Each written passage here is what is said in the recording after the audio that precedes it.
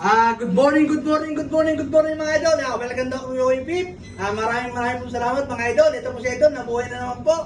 Pasensya na po kayo mga idol. Natagal na po din nakapag-vlog si Idol. Napatawag ko sa sobrang busy po ni Idol. Ayan po, dinayo po tayo ng ating kabayan. Napakalayo pa po ni Sir.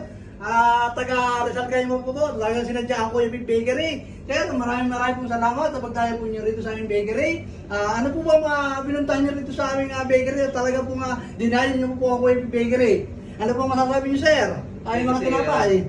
Masarap ng pandesal nyo, kaya talagang babalik-balikan talaga namin. Okay. Pumunta na kami dati rito, kaya lang napalayo mo kami. Okay po. Napadang kami ngayon sa pinunta natin dito kasi masarap yung pandesal. Okay po, sir. Maraming pong salamat. Saan po kayo sa amin sa Pilipinas? Shout out po kayo. Doon sa amin po. Ayan po. Okay po, sir. Maraming pong salamat. Nakakadawa po ng puso. Pagpunta po niyo sa aming bakery at talaga po sinadya niyo po ang Kuya Pip Bakery.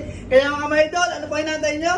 Harap na! Punta na ako yung Kuya Pip Bakery. Maraming pong salamat mga idol. Salamat po. Okay po. God bless po sa atin lahat mga idol. Salamat po. Thank you. Thank you po, sir. Okay po.